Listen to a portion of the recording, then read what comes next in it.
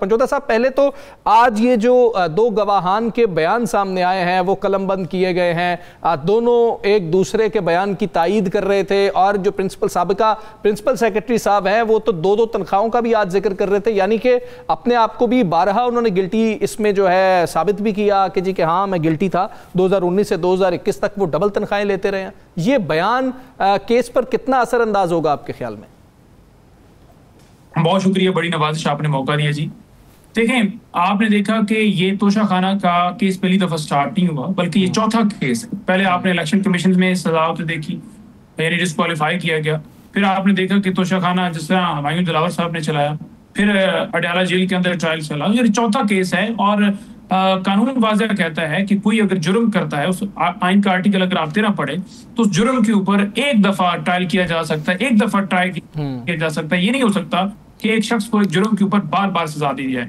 एक ही नौयत का मामला था, तो ये सिर्फ और सिर्फ इमरान खान को जेल में रखने के लिए एक जो लंदन प्लान था उसकी एग्जीक्यूशन हो रही है, जिसमें बेशक तोशाखाना 1 हो या तोशाखाना 2, 3, 4 हो या अलकादर हो या फिर 9 मई के केसेस हो। अब जहां गवाहों की बात आपने की है, तो गवाह जितने पेश किए गए हैं इससे पहले भी सेम वही गवाही उधर भी आई है, सेम यही गवाही इधर भी आई है, और उस गवाही की बुनियाद के ऊपर जो सजा दी गई थी वो हाई कोर्ट के अंदर जाते ही वो सजा नहीं टिक पाई, उस सजा सस्पेंड हो गई।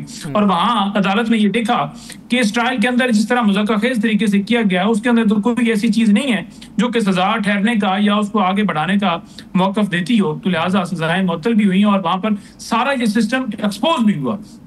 दूसरी तरफ अगर देखा जाए, जो अहमद है उसके ऊपर जिस तरह प्रेशर था वो मुझे पता है, मैं जानता हूं कि किस तरह का प्रेशर था, और पहले केसेस के अंदर भी उनको उनसे गवाही लेने के लिए प्रेशर डाला गया, लेकिन वो अपने मौका पर कायम। उन्होंने कहा जी मैं क्यों झूठी गवाही दूंगा। और आप देखें कि अचानक से चौथे केस के अंदर वो कैसे नमूदार हो गए, इससे पहले केसेस के अंदर वो क्यों नहीं हुए। तो उनके ऊपर भी दबाव डालकर ये बयान लिया गया है। जितने गवाहों के बयान हो, चाहे वो इनाम शाह हो या कोई और हो, तमाम के तमाम कोई वैल्यू नहीं रखते, क्योंकि जोर जबरदस्ती धौंस के जरिए ये बयान लिए गए हैं जिनकी कानून के अंदर कोई वैल्यू नहीं है। तारीख भी है ना हाई कोर्ट में इस पे, आप इसको ट्रायल रोकने के लिए, उस पर आप क्या देख रहे हैं? और ऊपर आज वो भी आपका 100 ये जो अब्दुल कादिर ट्रस्ट वाला है, इसकी एक केस भी लग गया है। आप इन दोनों को क्या किस तरीके से देख रहे हैं? कल आपको रिलीफ मिलता हुआ नजर आ रहा है? लेकिन सुबह जो है तोशाखाना 2 केस की समाअत है, इसमें बेसिकली हमने अर्ली हियरिंग की दरखास्त दी थी, तो उस पर समाअत होगी और उसमें हमने यही इस्तदा की थी कि इस केस को फिक्स कर लिया जाए, क्योंकि हमने कहा था कि ये चौथी दफा केस चलाया गया है, ये चलने के काबिल नहीं है। तो ट्रायल कोर्ट ने ये इस्तदा हमारी मुस्तरद की, हम हाई कोर्ट के अंदर आए। अब आप दूसरी तरफ देखें, अगर सजा हो जाती है तोशाखाना 2 केस के अंदर ट्रायल कोर्ट के अंदर, तो फिर इस दरखास्त का यहाँ हाई कोर्ट रजू करने का क्या फायदा रह जाएगा। तो आपने कानून इसलिए बनाया है कि किसी के साथ ना इंसाफी ना हो। आप अगर लेट इंसाफ देते हैं, लेट दरखास्त सुनते हैं, तो वो दरखास्तें सारी इन्फ्रक्चर्स हो जाती हैं। तो पहले ये दरखास्तें जो है डिसाइड करनी चाहिए कि ये क्या ये केस बनता भी है या नहीं।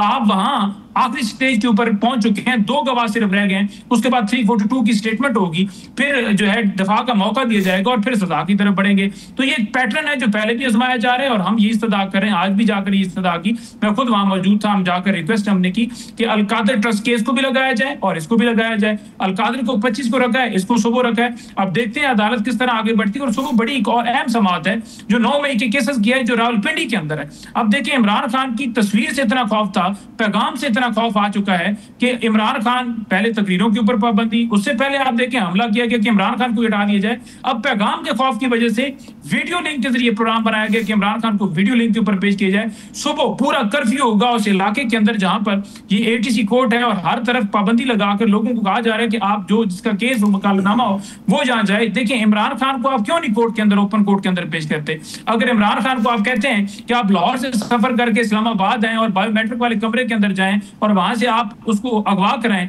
वहां उसकी जान को खतरा हम बताते भी रहे, उस वक्त आपने जबरदस्ती पेश कराया।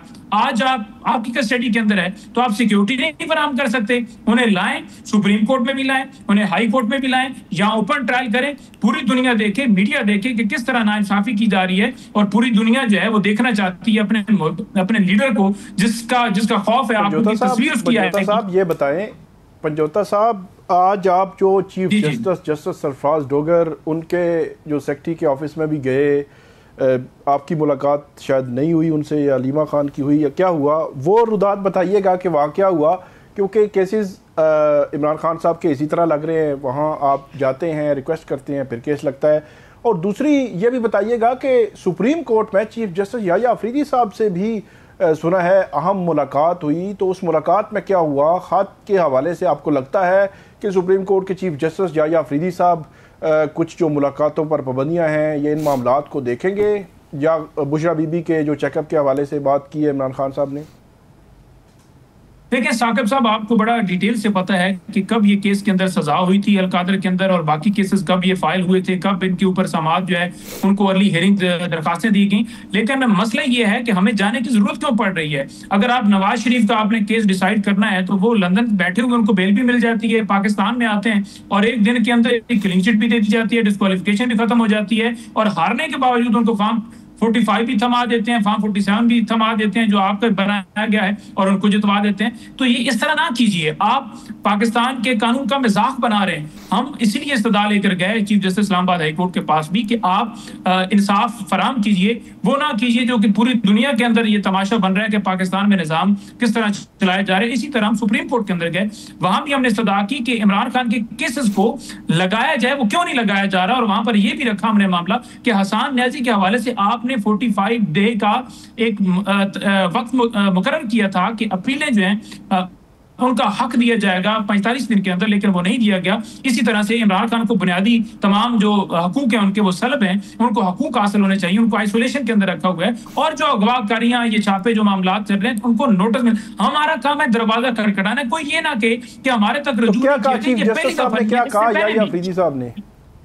देखिए उन्होंने मेक श्योर किया है, उन्होंने कहा है कि हम आपको 24 घंटों के अंदर इसके ऊपर अप्लाई देंगे। अब देखते हैं कि वो किस तरह उसके अंदर अप्लाई देकर इसके अंदर जाकर कोई मामला करते हैं, इंसाफ फराम करते हैं, क्योंकि उनकी तरफ सुप्रीम कोर्ट, इससे आगे हमारे पास क्या फॉर्म है? हाई कोर्ट के जजेस देख रहे हैं कि हमें इंसाफ फराम किया जाए, पाकिस्तान की अवाम देख रही है कि हमें इंसाफ फराम किया जाए, जिस अवाम ने वोट दिया वो कह रहे हैं कि हमें जो वोट दिया गया हमारा उसको खत्म कर दिया गया, हमारा हक हमें वापस किया जाए, बुनियादी हकूक वापस किए जाए। तो अब सुप्रीम कोर्ट के ऊपर ये फर्ज है कि वो लोगों के हकूक जो है वो बहाल करें, इंसाफ फराम करें, और उसके अंदर बढ़ चढ़ कर चलें। अपनी जो जुडिशरी है उसकी साथ भी बहाल करें कि आज जजेस के साथ क्या हो रहा है, चाहे वो समर रिफत हो, चाहे वो तारक जंगीरी साहब हो, जो भी जज हल्के की बात करेगा, इंसाफ की बात करेगा, उसके खिलाफ कार्रवाई होंगी। और अब तो आप देख लें कि वकीलों के साथ क्या किया जा रहा है, यानी वहां जाकर खड़े होकर ये बात करना कि आप इंसाफ की बात करें, वो भी अब उससे भी समझते हैं कि वो तज़यीफ हो गई है, और धमकियां देते हैं कि हम आपके खिलाफ तौहीन अदालत की कार्रवाई करेंगे। तो बेसिकली डिस्प्रेशन का